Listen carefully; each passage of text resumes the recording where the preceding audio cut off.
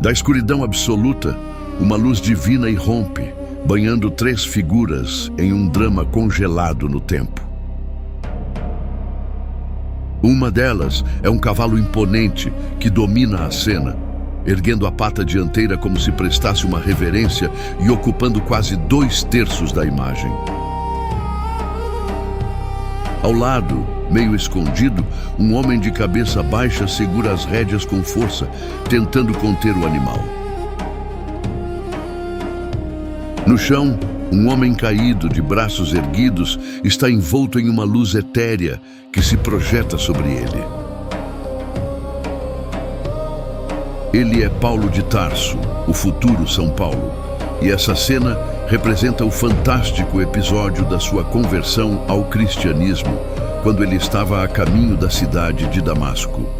Um evento que redirecionou os rumos da Igreja de Jesus Cristo e moldou o Ocidente para sempre.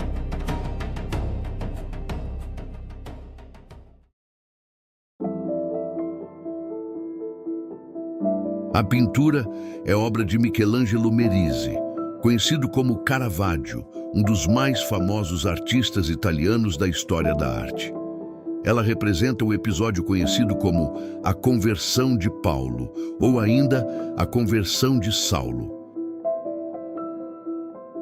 Paulo de Tarso, nascido como Saulo, foi um dos principais pregadores do cristianismo em sua fase inicial. Ele viveu na mesma era de Jesus Cristo, embora eles nunca tenham se encontrado em carne e osso. Deixou sua obra escrita na forma de epístolas, ou seja, cartas, sendo que 13 delas, atualmente, integram o Novo Testamento. Paulo de Tarso é considerado um dos principais expoentes da filosofia cristã, ao lado de Santo Agostinho e São Tomás de Aquino. No entanto, o início de sua vida foi bem diferente. Nasceu como Saulo, na região da Cilícia, que hoje é parte integrante da Turquia. Era de origem judaica, mas detinha cidadania romana, o que lhe conferia uma série de privilégios naquela região, então parte do Império Romano. Foi educado na tradição judaica em Jerusalém, tendo Gamaliel como mestre, respeitado doutor na lei de Moisés. Em sua juventude, Saulo se tornou um defensor ferrenho da pureza da lei judaica e, por isso, um implacável perseguidor dos cristãos. Foi um dos responsáveis pela morte de Estevão, primeiro mártir cristão executado a pedradas. Depois da morte de Estevão, Saulo tornou-se um dos principais líderes na perseguição dos cristãos em Jerusalém, estando diretamente envolvido em várias prisões e condenações dos seguidores de Cristo. Após alguns meses, pretendia estender as suas perseguições a Damasco, mas um acontecimento fantástico ocorreria no caminho para aquela cidade, mudando radicalmente a vida de Saulo e a própria história do cristianismo. A história da conversão de Saulo é descrita em 3 momentos no livro de Atos dos Apóstolos, no Novo Testamento, com pequenas diferenças entre elas. Saulo estava indo a cavalo para a cidade de Damasco, acompanhado de uma comitiva. Em determinado momento, próximo ao meio-dia, uma luz vinda do céu brilhou ao seu redor, mais resplandecente do que o sol. Saulo então caiu do cavalo e ouviu uma voz que dizia: "Saulo, Saulo, por que me persegues?" Saulo então perguntou: "Quem és tu, Senhor?" E ouviu a seguinte resposta: "Eu sou Jesus, a quem tu persegues."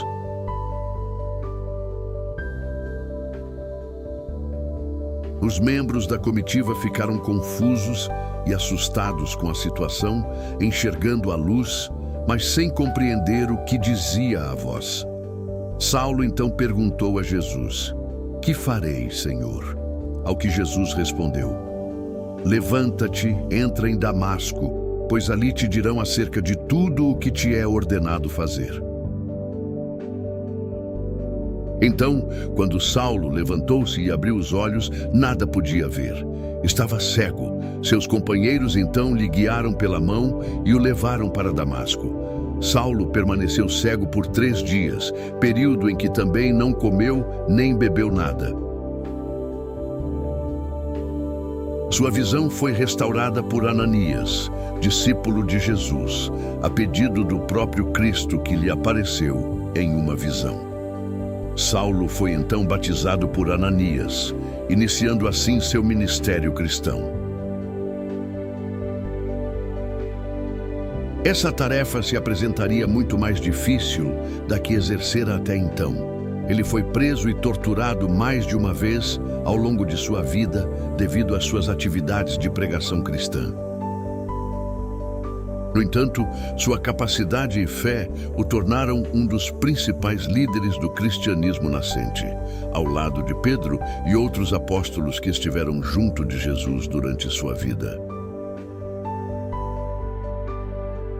A suposta troca de nome de Saulo para Paulo teria se dado ainda nos primeiros anos de seu ministério.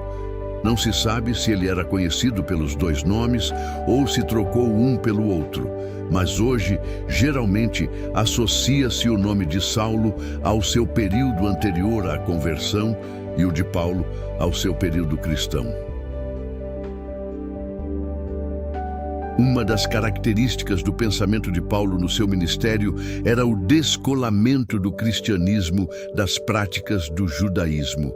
Paulo considerava fundamental levar o cristianismo aos chamados gentios, ou não-judeus, não considerando necessário que eles aderissem aos costumes característicos da fé judaica, como a circuncisão e as restrições alimentares. Por isso, passou a ser conhecido como apóstolo dos gentios. Em seu apostolado, Paulo empreendeu diversas viagens missionárias, levando a doutrina cristã a várias localidades, sendo um dos principais responsáveis pela disseminação do cristianismo na Europa. No final de sua vida, após realizar inúmeras jornadas e fundar igrejas cristãs ao longo de seu caminho, Paulo chegou a Roma, onde foi executado em circunstâncias não inteiramente esclarecidas. A tradição cristã diz que ele teria sido decapitado na mesma época do grande incêndio que assolou a cidade, quando Nero era imperador de Roma. Paulo deixou uma obra escrita na forma de epístolas, ou cartas, conhecidas como Epístolas Paulinas, que estão entre os mais antigos escritos cristãos que chegaram ao nosso tempo. Dessa forma, Paulo de Tarso se tornou o principal teólogo do cristianismo em sua fase inicial, além de ter sido diretamente responsável pela disseminação e entrada da doutrina de Jesus na Europa, onde ela se estabeleceria e se tornaria a principal força religiosa nos séculos seguintes.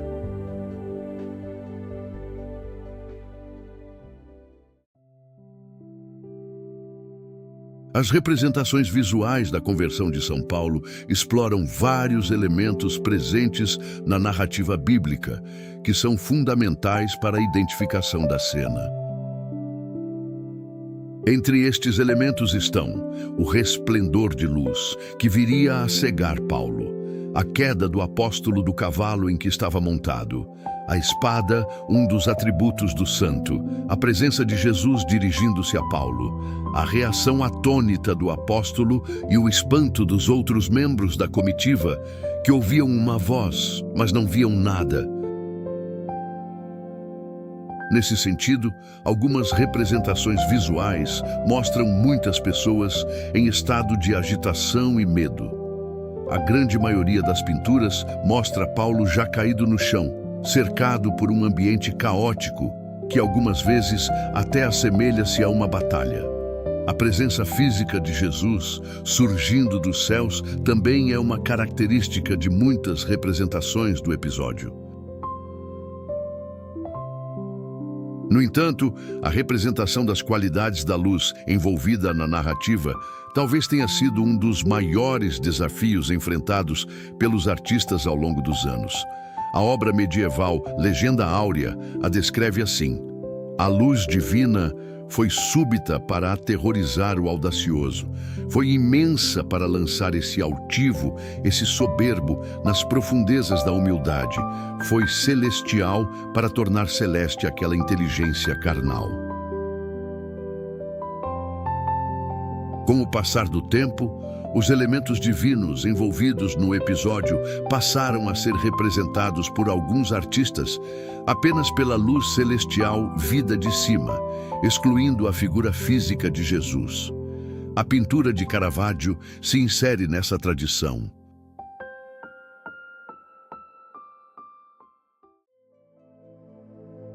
Considerada pelo historiador da arte Roberto Longhi como a mais revolucionária obra de arte sacra da história, essa pintura também é, provavelmente, a representação mais conhecida do episódio da conversão de São Paulo.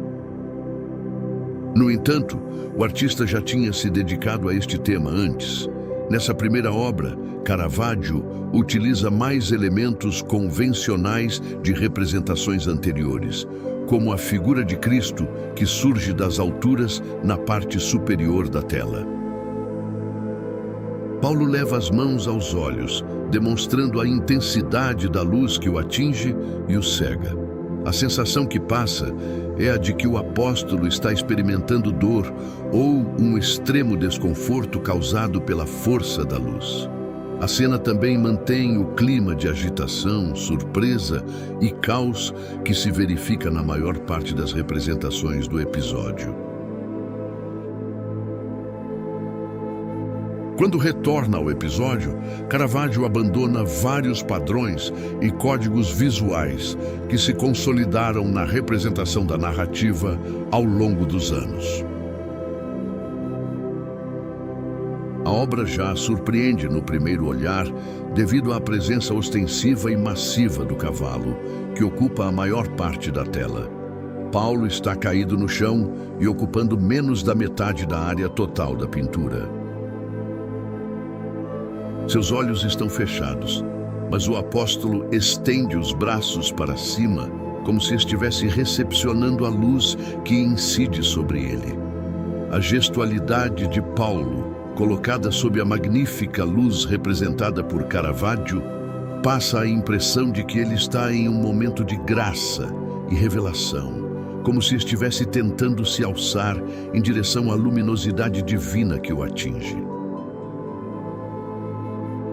Existe no quadro um contraste entre a materialidade pesada do animal, que se posiciona acima de Paulo, como que ameaçando despencar sobre ele, e a espiritualidade etérea trazida pela luz que incide sobre os personagens. Parece ser o contraste entre o animalesco e o divino, entre matéria e espírito, entre corpo e alma.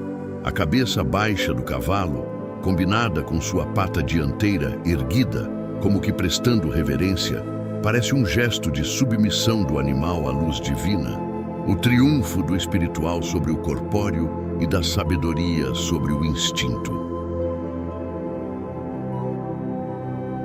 Nesse sentido, o fato de a luz ter arrancado Paulo do cavalo, prostrando-o ao chão, pode ser interpretado como Jesus arrancando o apóstolo das trevas da ignorância e revelando a ele a luz do conhecimento divino. Caravaggio não incluiu Jesus nessa representação. O aspecto divino do episódio fica apenas por conta da luz que incide sobre os personagens e a reação deles a ela. Longe de diminuir a ideia de estarmos testemunhando um acontecimento extraordinário, essa escolha parece aumentar esse sentimento, envolvendo-o em uma aura de mistério, uma vez que presenciamos apenas os efeitos da luz sobre os personagens, podendo apenas imaginar o que estaria por trás dela. O fundo do quadro, seguindo o estilo de Caravaggio, é completamente escuro. e é a luz projetada que revela a cena ao espectador. Pode-se imaginar que se essa luz fosse apagada, a cena ficaria completamente imersa na escuridão. Dessa forma, a maneira de Caravaggio pintar talvez seja a que melhor traduz visualmente a essência do episódio e o significado da conversão. Nas palavras do próprio Paulo, em sua segunda epístola aos Coríntios, pois Deus, que disse, das trevas resplandeça a luz, Ele mesmo brilhou em nossos corações para a iluminação do conhecimento da glória de Deus na face de Cristo.